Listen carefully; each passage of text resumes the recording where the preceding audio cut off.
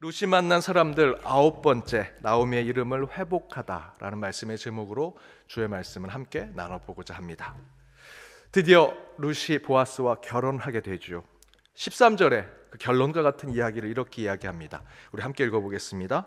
이에 보아스가 룻을 맞이하여 아내로 삼고 그에게 들어갔더니 여호와께서 그에게 임신하게 하심으로 그가 아들을 낳은지라.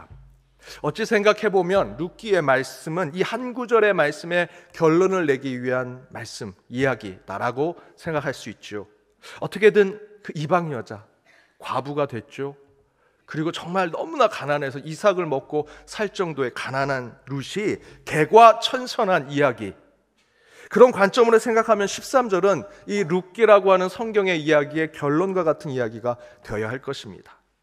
그런데 만약에 그렇게 생각한다면 사실은 이 성경 기자는, 또는 이 성경을 우리에게 읽게 하신 하나님의 입장에서 본다면 저와 여러분이 오해하고 착각하는 것이다 라고 말씀하실 것입니다.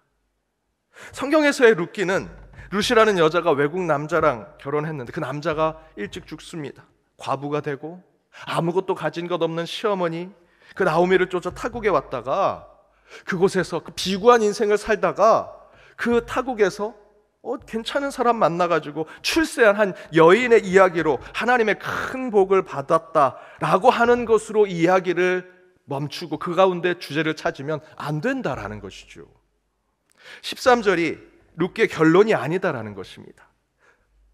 오히려 13절 그 다음에 나와 있는 말씀 가운데 하나님께서 이 룻기의 말씀의 결론을 우리에게 깨닫게 해주신다는 것입니다. 그렇다면 14절 이하의 말씀에 무엇이라 기록되어 있을까? 룻이 그렇게 보아스랑 결혼하고 아이까지 낳은 후에 어떠한 행복을 살았는지, 어떤 역전과 반전의 하나님을 만나 그의 삶에, 그의 가정에 행복이 찾아왔는지를 성경은 설명하지 않습니다.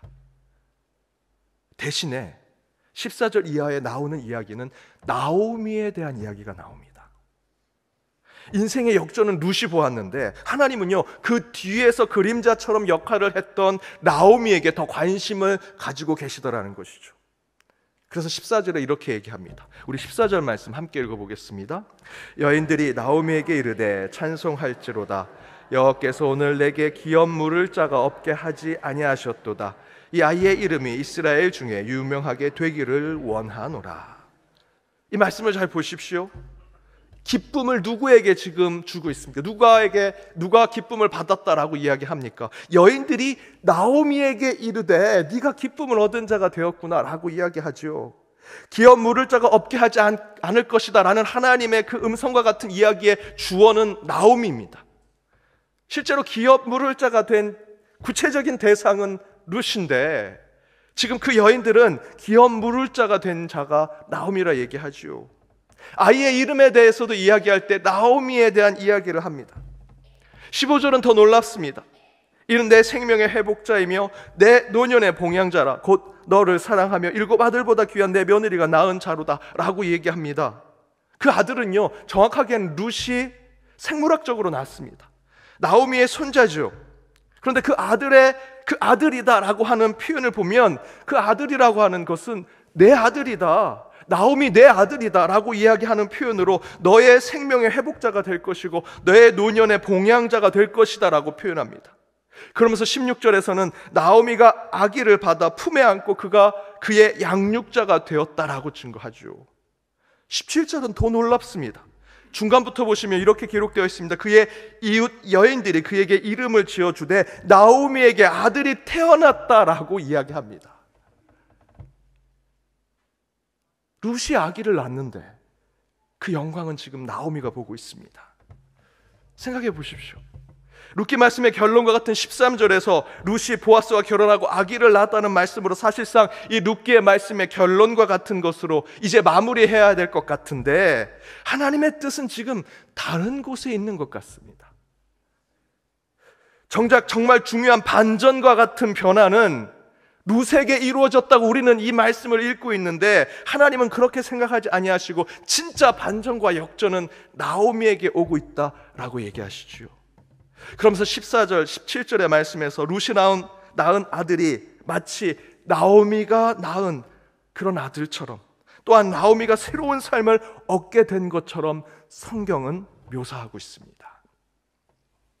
사랑하는 여러분, 때론 우리가 여러분의 인생의 이야기, 여러분의 인생의 삶의 주인공이 되지 않아도 됩니다.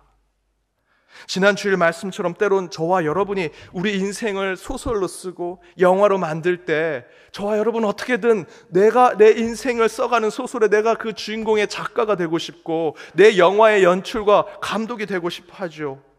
그런데 그렇게 되지 않더라도 하나님은 저와 여러분을 그 주인공 이상의 영광과 축복을 주시더라는 것입니다. 룻기의 주인공은 책의 제목대로 룻이 주인공이지요.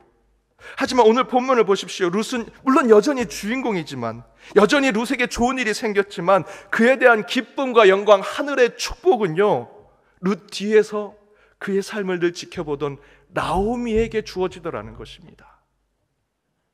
여러분, 우리 삶의 주인공은 실제로 저와 여러분이 아닙니다. 하나님이시지요.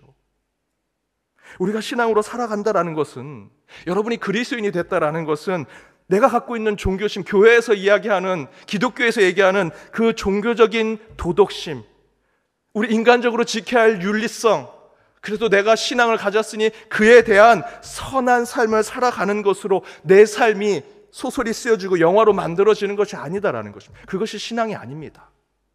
그리스도인이 된다라는 것은요, 어떤 종교심, 여러분 안에 있는 각자 한 사람 한 사람 안에 있는 여러분의 그 율법, 도덕과 윤리로 살아갈지라도 그것이 나를 주인공으로 만들어주지 못한다라는 것을 깨닫고 오직 하나님이 기뻐하시는 삶, 하나님 앞에 합당한 삶을 살아가는 것이 그리스도인이 되는 것이요, 저와 여러분의 신앙이라는 것입니다. 내가 주인공이 아닌 하나님의 이름을 내고 주의 영광을 보는 삶이 우리 신앙의 삶이라는 것이죠.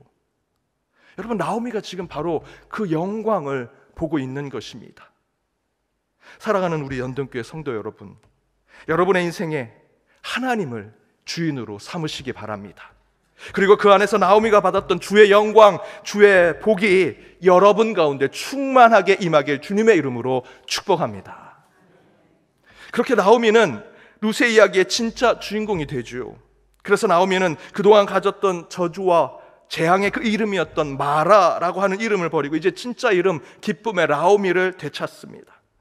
저는 바로 이 라오미가 타국에서 남편과 두 아들을 잃고 저주받은 인생이 되어 인생의 쓴맛을 본 이 마라의 삶을 살게 된 이 모습, 그렇게 살게 되었지만 그 안에서 역전케 하신 하나님을 만나 다시 이름을 회복하는 이 과정을 통해서 지금 우리 시대에 저와 여러분이 속해 있는 이 교회, 그리고 저와 여러분이 이 코로나를 통해서 또 탈종교화, 또 교회가 비난받는 이 시대의 시련과 역경을 겪는 우리의 삶과 이 가정의 삶 가운데, 우리의 심령 가운데 다시 세울 믿음이 오늘 말씀 가운데 있다라고 생각이 듭니다.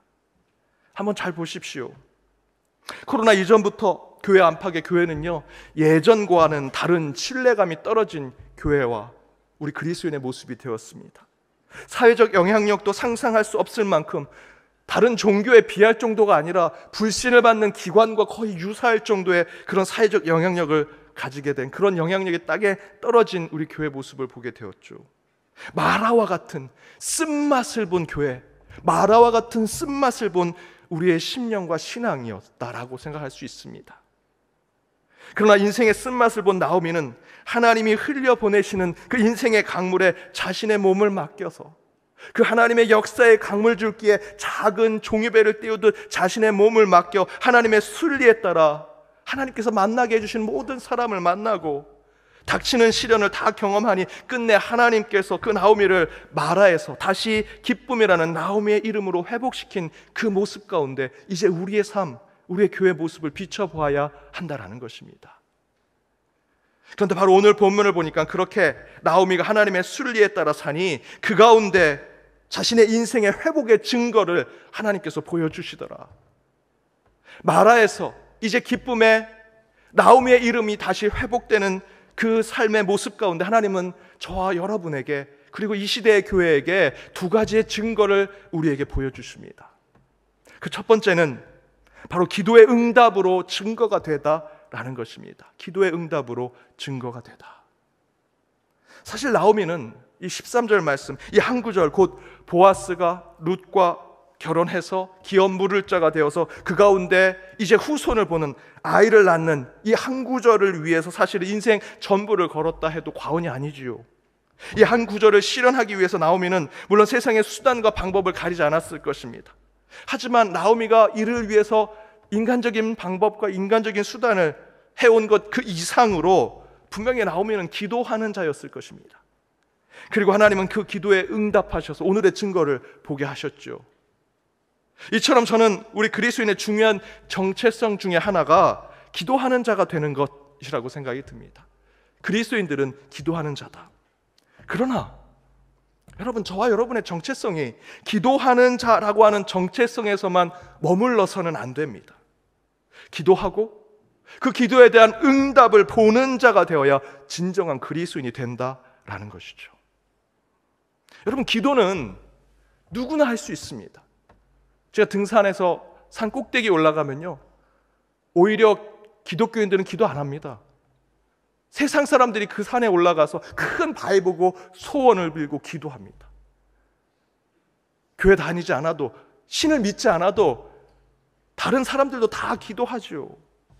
그러나 우리 그리스도인들이 그들과 다른, 그냥 어디 가서도 기도하는 그들과 다른, 모두가 다 기도하는 그런 사람들과 다른 모습이 우리 가운데 있어야 한다면 우리는 우리의 기도를 들으시는 살아계신 하나님께 기도하는 자임을 확신하면서 나아가는 자가 되어야 하고요, 끝내 저와 여러분의 기도를 살아계신 하나님께서 응답하신 것을 우리 삶에 보여주는 자들이 되어야 합니다.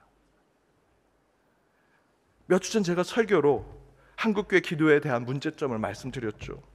제가 어린 시절 구국기도회가 참으로 많았습니다. 나라와 민족을 위해서 기도하는 그 기도회, 그 부흥회 같은 데 가면 정말 뜨겁게 기도합니다. 방언으로 기도하고 정말 곧 세상이 바뀔 것 같고 나라가 통일이 될 것 같고 이 나라가 정말 잘 사는 나라가 될 것 같은 그런 생각이 들었습니다. 그 가운데 기도하면 정말 성령의 임재를 체험하는 것 같았습니다. 그런데 그렇게 기도회가 끝나고 나라를 위해 기도했던 분들이 다 떠난 그 자리에 제가 보았던 것은 온갖 쓰레기였습니다. 그렇게 마음은 이 나라 이 민족을 사랑한다, 아름다운 강산을 주께서 지켜주시고 잘 사는 나라, 통일된 나라 만들어 달라고 해놓곤 그리고는 떠난 자리엔 다 자기들이 버린 쓰레기를 땅에 버려두고 갑니다.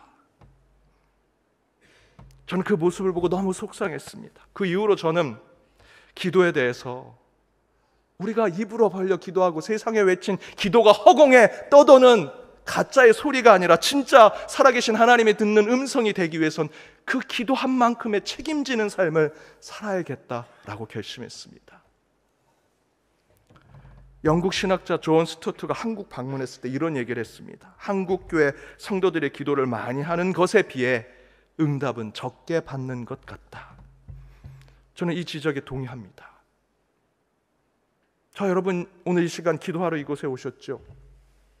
세상에 여러분의 근심 걱정 보따리 싸가지고 오셨을 겁니다.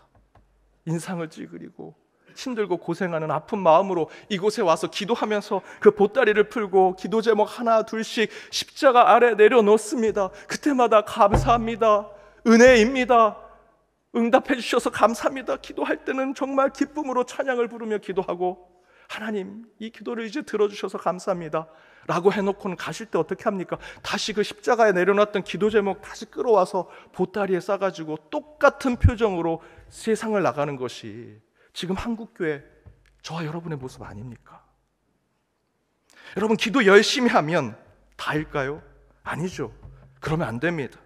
여러분이 기도를 간절히 절실히 기도하셨다면 여러분이 기도한 그 기도의 내용에 대한 책임지는 삶을 사셔야 합니다. 그 기도의 응답을 여러분이 이루라는 것이 아닙니다. 적어도 내가 기도한 것에 대해서 하나님 앞에 최선을 다하는 삶을 보이셔야 한다는 것이죠. 나오미가 그러지 않았습니까? 고향으로 돌아와 의욕 없는 삶을 살다가 보아스와 룻이 만나는 그 만남 가운데 하나님의 뜻을 깨달은 후에 나오미는요, 룻의 삶에 이제 내가 아무것도 가진 자가 아니지만 적어도 나를 쫓아온 이 룻만큼은 내가 책임져야겠다. 룻과 보아스의 만남을 통해 하나님이 살아계시고 하나님께서 우리 가정 가운데 기업 물을 자의 응답을 주시겠구나라는 확신을 갖고 그는 룻에 대해서 책임지는 자의 삶을 살아가죠. 책임지는 자의 삶은 단순히 내가 잘 해줄게 라는 것이 아니라 너를 위해 기도한 그 기도의 제목이 이루어지도록 나 또한 최선의 삶을 살아가겠다라는 결심을 보여주는 것입니다. 믿는 자들의 책임지는 신앙의 삶은 허공에다 대고 기도하는 것으로 끝나는 것이 아니라 그 기도는 살아계신 하나님이 들으신다는 믿음 가운데 그 기도를 위한 삶을 최선을 다해 살아가며 내가 외친 기도에 책임지는 삶을 살아가는 것이 저와 여러분 그리스도인의 모습이다라는 것입니다. 바로 나오미가 오늘 그 모습을 보여주고 있죠. 그 증거가 바로 13절에 나오는 것입니다. 사랑하는 여러분, 살아계신 하나님을 믿으십니까? 왜 아멘이 없으십니까? 아무리 연동교회 아멘이 없더라도 이 말에는 아멘을 해주셔야죠. 살아계신 하나님을 믿으십니까? 여러분, 그분께 기도하셨다면 그 살아계신 하나님께서 응답을 주신 것에 의심하지 마십시오. 지난 사경회 때 김은성 목사님께서 본인에 대한 간증을 하셨죠. 본인 중학교 때 구안와사가 왔습니다. 얼굴이 삐뚤어지셨어요. 몇 달을 약을 먹고 한약을 지고 용하다는 사람들 만나고 뭐 기도 받으려고 여러 곳에 돌아다녔지만 얼굴이 낫지 않습니다. 그 가운데 서대문에 있는 한 천막에 있는 교회에 수천 명이 모여서 기도하는 그곳에 가보자. 그곳에 가서 기도하던 중에 지금 이 시간 하나님이 치유해 주시겠다는 믿음을 가진 사람 손을 들어보라 했더니 김은성 목사님 혼자 손을 드셨다고 했습니다. 그때 하나님께서 하나님의 무대 위에 우리 김은성 목사님을 초대하셨죠. 그 가운데 기도했습니다. 그랬더니 기도하자마자 수천 명이 보는 앞에서 얼굴이 펴지고 그 가운데 기도의 응답이 이루어졌다고 말씀하셨습니까? 아니요. 기적은 일어나지 않았지만 목사님의 마음에 살아계신 하나님이 나를 불러주시는구나, 하나님의 이야기에 내 이야기를 이제 써주시는구나 확신을 갖게 되셨습니다. 그리고 여러분이 들으신 대로 하루하루 조금씩 얼굴이 펴지더니 2주 후에 완전히 회복됐다는 간증을 전해주셨죠. 저도 이 말씀에 확신합니다. 살아계신 하나님이 계신다면 하나님은 우리의 기도를 단 한마디도 허투루 듣지 않으실 것입니다. 살아계신 하나님이 저와 여러분의 기도를 분명히 들어주실 것입니다. 기도하는 즉시, 기도 후에 집에 가던 중에, 여러분이 잠자던 중에, 한 달 후에, 1년 후에, 몇 년 후에 여러분이 임종하기 직전, 주님 품에 가기 직전에 이 땅에서 기도한 것 하나님이 하나도 잊지 않으시고요, 반드시 응답해 주시리라 믿습니다. 저와 여러분의 기도하고 그 기도를 위해 하나님 앞에 책임지는 신앙의 삶을 살아간다면 하나님은 반드시 저와 여러분의 기도에 동일한 응답을 주실 것입니다. 그 응답이 한 주 여러분의 순간순간의 삶 가운데 이루어질 때마다 하나님께 감사와 찬양으로 나아가는 저와 여러분, 우리 연동의 모든 권속들 되시길 주님의 이름으로 축복합니다. 또한 오늘 본문에서 나오미의 삶이 하나님에 의해 회복되었다라는 증거로 보여주는 말씀, 두 번째는 타인에게 인정받는 삶을 살더라는 것입니다. 타인에게 인정을 받다. 오늘 본문을 보십시오. 앞에 말씀드렸던 대로 룻이 아들을 낳은 것에 그의 영광과 축복을 사람들이 누구에게? 나오미에게 주고 있습니다. 나오미가 스스로 이제 내가 이 룻에게 기도했던 것들을 하나님께서 응답해 주셔서 이제 내가 정말 기쁘다, 내가 이제 이름을 마라에서 나오미의 기쁨으로 회복하겠다, 내가 이제 정말 기쁨을 누린 하나님의 응답을 받은 자가 되었다, 나는 정말 대단한 사람이야 라고 이야기합니까? 나오미는 그러지 않습니다. 14절 앞에 뭐라고 얘기합니까? 여인들이 나오미에게 이르되, 야, 네가 너의 삶이 정말 반전과 역전을 이루었구나. 17절 앞부분에 보십시오. 그의 이웃의 여인들이 그에게 이름을 지어주되 나오미에게 이제 룻이 난 그 아들이 너의 아들이 될 것이고 그것을 통해서 너의 인생이 새롭게 될 것이다.